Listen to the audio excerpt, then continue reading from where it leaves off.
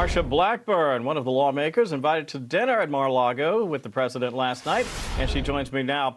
Senator, a lot of questions to get to. I guess the first thing is, where do we stand on the budget negotiations? A lot of people wondering, will there be a standoff in the Senate, and will the Republicans cave?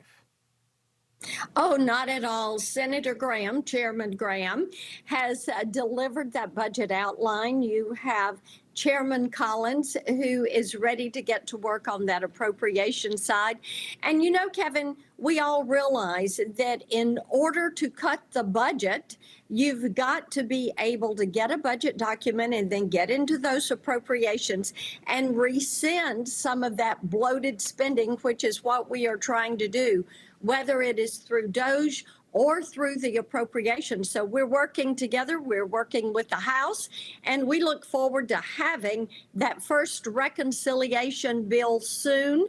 We look forward to getting us back to regular order on the budget and appropriations process. Boy, that would really be something. It seems like it's been an awful long time, to be honest with you. Let me ask you, while we have you, Senator, about the temporary layoffs now at USAID. As you know, a judge has temporarily blocked the mass layoffs for the time being. As I mentioned in the open, though, there's some dueling going back and forth between jurists all over the country. I'm just wondering, the Democrats seem to be protesting the idea of even looking into the books, or sort of poo-pooing the idea, well, it's a penny here, it's a penny there. The budget's not a big deal compared to the federal budget. Is that a winning play for them, do you imagine?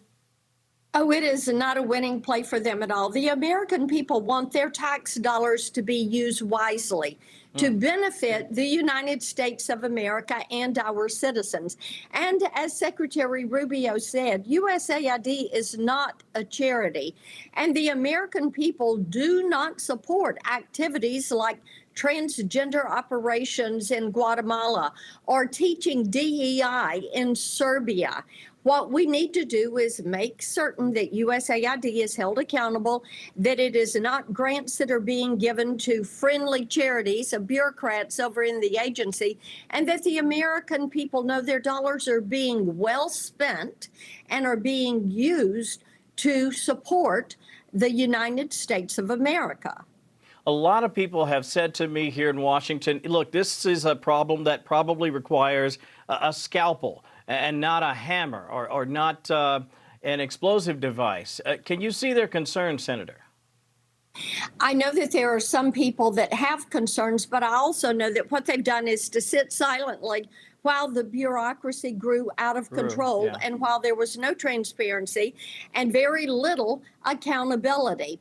So the American people are very much in support of what DOGE is doing, what President Trump is doing, and whether they're a Democrat, a Republican, an independent, or an agnostic, what they are saying, it is time for these agencies to be held accountable for the dollars that they are spending.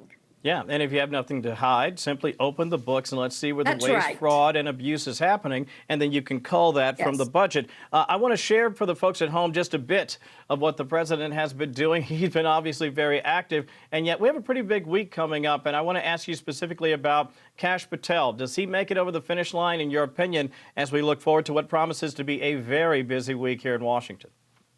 Yes, indeed. You're going to see every week a busy week.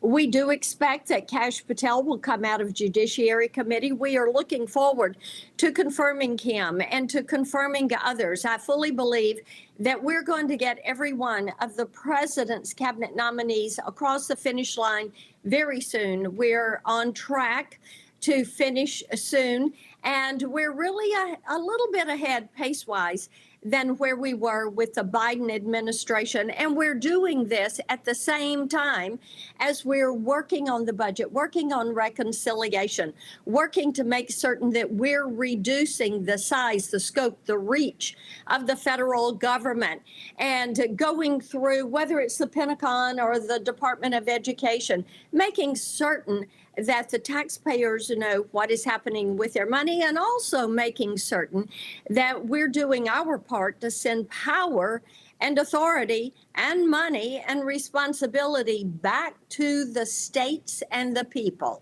Yeah, to use a cleaner version of what Cardi B famously said, what are y'all doing with my money?